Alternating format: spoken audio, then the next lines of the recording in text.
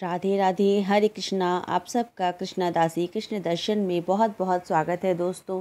एकादशी के दिन भगवान श्री हरि विष्णु की पंचामृत से स्नान कराएं। इससे अक्षय फल की प्राप्ति होती है और हमारे मन में जो भी मनोकामना होती है वो शीघ्र पूरी होती है। एकादशी हो या पूर्णिमा तिथि हो, कोई भी बहुत ही स्पेशल तिथि होने पर हमें श्री हरि विष्णु की और या फिर जिस भी देवी देवता की पूजा करनी हो, यदि हम उनका पंचामृत से स्नान कराते हैं तो जिस भी कामना से, जिस भी इच्छा से अगर हम पंचामृत से स्नान कराते हैं वो कामना हमारी शीघ्र पूरी होती है। तो चलिए देखते हैं कि कैसे एकादशी के दिन हम श्री हरि लक्ष्मी नारायण भगवान विष्णु की पंचामृत से स्नान कराते हैं। तो एक पात्र ले लेते हैं, उसमें देखिए कुछ हमने फूल डाले हैं, तुलसी दल अवश्य डालें। अब हम लक्ष्मी नारायण भगवान विष्णु की मूर्ति को यहाँ पे स्थापित करेंगे। अब पंचामृत लेंगे। पंचामृत 5 चीज़ों का मिश्रण होता है।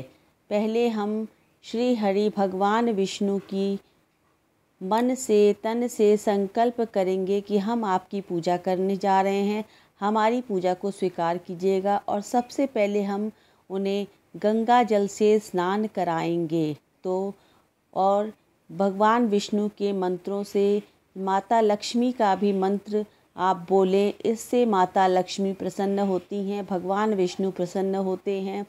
तो चलिए देखते हैं कि कैसे हम स्नान कराते हैं। देखिए यहाँ पे हमने सबसे पहले विष्णु जी को गंगा जल से स्नान कराया है और उनके मंत्रों का जाप करेंगे। आप महामंत्र का भी जाप कर सकते हैं, जो इस प्रकार से है: हरे राम राम राम हरे हरे, हरे कृष्णा कृष्ण कृष्ण हरे हरे। भगवान विष्णु की दक्षिणावर्ती शंख से पंचामृत स्नान कराने से अश्वमेघ यज्ञ के बराबर फल मिलता है। दक्षिणावर्ती शंख से माता लक्ष्मी अति शीघ्र प्रसन्न होती हैं और हमारे घर को धन धान से, सुख समृद्धि से भर देती हैं।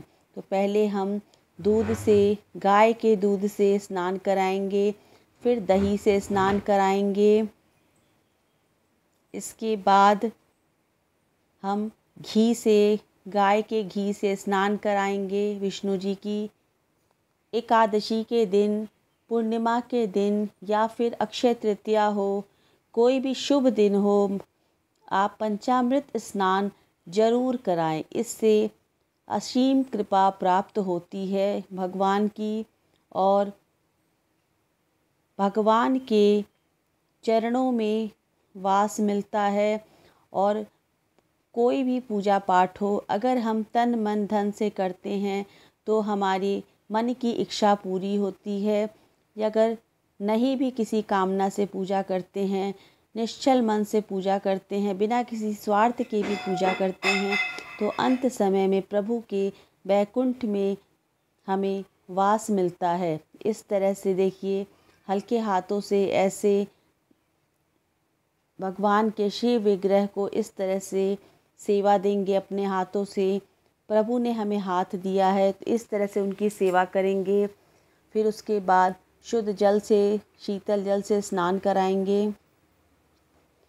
देखिए, पंचामृत से स्नान कराने से एक फ़ायदा ये भी होता है कि जो विष्णु भगवान का, लक्ष्मी नारायण जी का शिव विग्रह है, उसमें बहुत ही सुंदर सी चमक आ जाती है और बिल्कुल जो मूर्ति है वो नई जैसे लगने लगती, जैसे लगता है कि अभी अभी हम लेके आए हैं मार्केट से।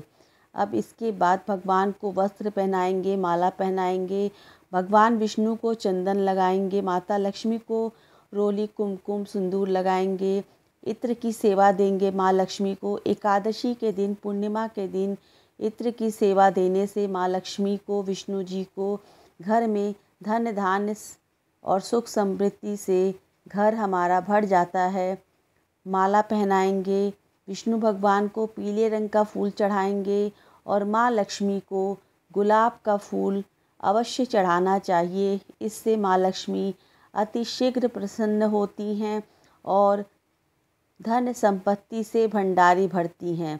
तो इस तरीके से हमें एकादशी के दिन पंचामृत स्नान कराना चाहिए। श्री हरि विष्णु जी का, लक्ष्मी नारायण भगवान विष्णु का पंचामृत से स्नान कराना बहुत ही पुण्य फलदायी माना जाता है।